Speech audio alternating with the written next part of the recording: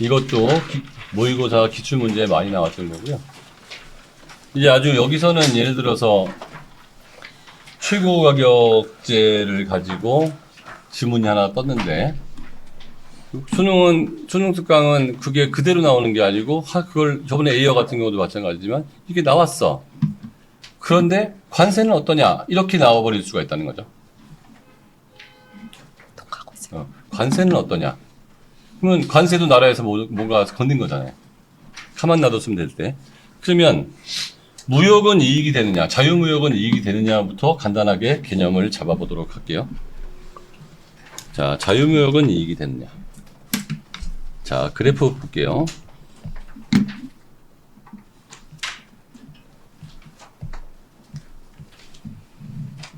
지금 굉장히 무역 이론을 설명해야 되는데 그 다 설명하려면 이것만 갖고도 한 학기 된다. 한 2주는 해야 되는 건데 내가 5분 안에 끝낼 거예요.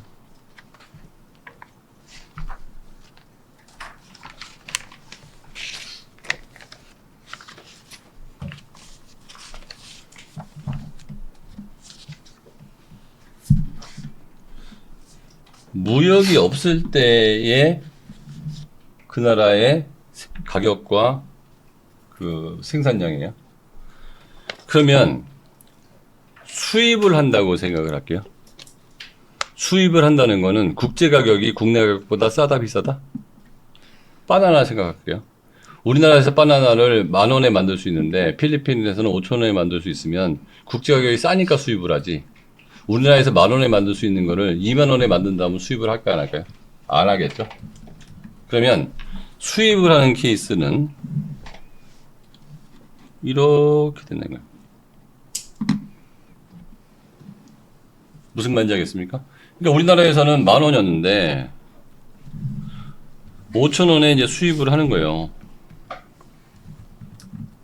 여기까지 따라왔죠? 그러면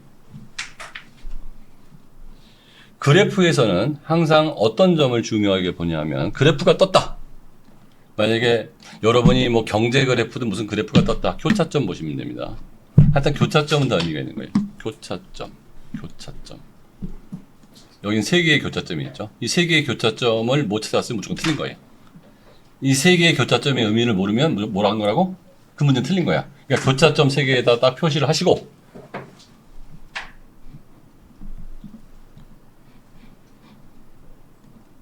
이렇게 표시를 할 거예요. 자, 그러면 여기서 이제는 P1에서 소비자는 물건을 사게 되는 거죠. 그러면 요 Q1은 국내 생산, Q1에서 Q2 요거는 수입. 그래서 국내 생산 더하기 수입까지 하면 총 생산은 Q2. 이렇게 그림이 그려져요. 여기까지 따라왔습니까? 그러면 가격이 여기서 결정됐고 수입이 됐기 때문에 이만큼이 소비자 잉여가 되는 거예요. 그리고 생산자 잉여는 요만큼이 되는 거예요. 여기까지 따라왔습니까? 그러면 수입을 했을 때 자유무역으로 효율적이냐 비효율적이냐라고 생각해보면 수입은 효율적이다, 비효율적이다 라고 했을 때 전체 총 삼각형의 면적이 커졌습니까? 작았습니까? 커졌죠? 얼마큼 커졌죠? 이만큼이 커졌죠. 이만큼 효율적인 거예요. 요게 효율적. 가격은 싸졌습니까? 내려갔습니까? 내려갔죠? 양은 많아졌어요? 적어졌어요? 많아졌죠. 아까 효율적인 건 뭐라고 그랬어요? 가격은 내려가고 양은 많아지고 삼각형의 면적이 늘어나고 딱 맞아 떨어졌죠. 그럼 효율적인 거예요. 그러면 이게 무역의 이익이라고 그래요. 이 부분이 뭐야? 무역의 이익인 거죠. 여기까지 따라왔습니까? 그러면 이걸 거꾸로 해버리면 이건 수입국 입장인 거고 수출국 입장으로 그려볼게요. 수출국은 외국이 더 비싸니까 팔지. 외국에서는 20,000원이고 우리나라에서 10,000원이니까 우리께 수출이 되는 거지. 외국에서 10,000원인데 우리나라가 20,000원이면 수출 자체가 안 되겠죠. 이건 최저가격, 최고가격하고 똑같은 얘기예요. 수출국의 입장에서는 우리나라 국내 가격은 P0, Q0인데 여기서 수출하는 거죠. 그러면 여기가 10,000원인데 여기가 20,000원이야. 그러면 아비트리지 거래가 생기기 때문에 국내 따로 해외 따로 가격을 받아버리면 해외에서 사서 우리나라에다 파는 일이 생기기 때문에 우리나라 가격도 올라가는 거예요. 해외에서 20,000원이면 우리나라에서 10,000원이었던 것도 20,000원 올라가. 그러면 가격이 이렇게 올라갔단 말이에요. 가격이 올라갔어. 그럼 이만큼이 이제 뭐가 되는 거죠? 소비자 잉여가 되는 거죠. 생산자 잉여는 얼마큼인데요? 이만큼이 되는 거죠. 이해됐습니까? 무슨 얘기인지. 그런데 이 전체 시장에서 봤을 때는 이만큼의 효율성이 생겼어요? 안 생겼어요? 생겼다는 거죠. 다시 말하면 소비자 잉여의 일부분이 생산자 잉여로 바뀌었고 그 나라 국민의 입장에서 보면 플러스 이만큼이 더 생겼다는 거죠. 소비자는 손해를 봤지만 생산자는 훨씬 더 이익을 본 거죠. 요게 수출 측면에서의 무역의 이익이에요. 보통 그런데 관세는 우리나라에서 매기는 거기 때문에 외국에서 관세를 매기는 걸로 문제는 안 나와요. 우리나라에서 관세를 매기는 거죠. 자, 그러면 요 그림을 보면 자, 멀쩡히 있으면 국제 가격이 여기서 내려가서 이만큼의 이익이 생겼다는 거는 나왔죠? 자, 그러면 여기에 관세를 매겼어요. 여기 아까 막 표시되어 있는데 이걸 내가 누구한테 설명한 거 알아? 중학교 1학년 애들한테 설명한 거야. C 플러스 반에서. 자, 볼게요. 이 그래프를 딱 보면 국제 가격이 여기 이렇게 있고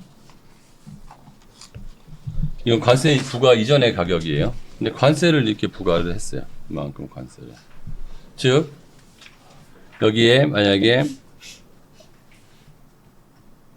10,000원이었는데 관세를 2,000원을 부과했어. 그럼 12,000원이 되겠죠. 요게 그럼 2,000원이죠. 그러면 관세를 부과하면은 요렇게 선이 그어지는데 이 관세를 부과하는 가장 큰 이유는 뭘까요? 국내 산업 보호가 목적이죠. 왜냐하면은 이 가격으로 하면은 국내 생산이 요거밖에 안 되니까 우리나라 기업 다 망하게 생긴 거 아니에요.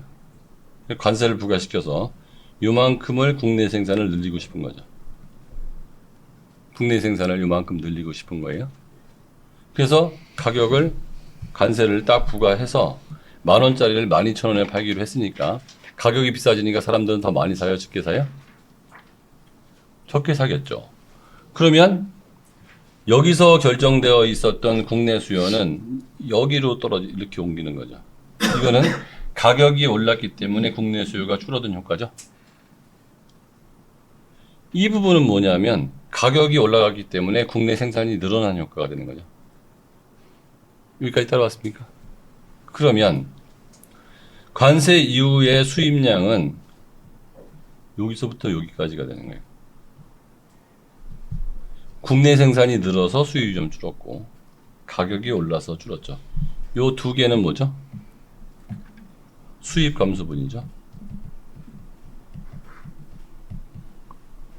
이해됐습니까? 그러면 요만큼만 수입이 된 거죠. 수입된 거는 Q2, Q 요게 3라고 하면 Q2, Q3 선분만큼의 수입이 됐고 여기다가 관세 2,000원이 부과된 거죠. 요 관세 2,000원, 요 높이가 2,000원이니까. 그러면 Q2, Q3 곱하기 2,000원 하면 결과적으로 이 면적이네요. 이 면적은 국가 수입이죠. 관세 수입이에요. 어쨌든 간에 이 관세 수입도 나라로 들어갔어. 그러면 소비자 잉여에 줄어드는 부분은 관세 이전에는 이만큼이 다 소비자 잉여였는데 관세가 부과됨으로 인해서 소비자 잉여가 이만큼으로 줄어들었죠. A 더하기 B로. 그러면 여기서 관세 때문에 소비자 잉여가 날아간 부분은 요 사다리 꼴 면적만큼이 날아갔죠. 날아갔죠. 그 중에 C는 생산자 잉여로 전환됐죠. 그 다음에 E는 나라의 수입으로 전환됐죠. 그럼에도 불구하고 완전히 날아간 부분이 생겼죠. 이쪽 삼각형과 이쪽 삼각형은 날아갔죠. 이게 뭐예요? 자중 손실이에요. 이 계산 문제 나올 수 있어요, 없어요? 삼각형 면적을 계산할 수 있다면 자중 손실 문제까지 나올 수 있다는 거죠. 어렵게 나오면. 이해됐습니까? 이게 관세 부과의 효과예요.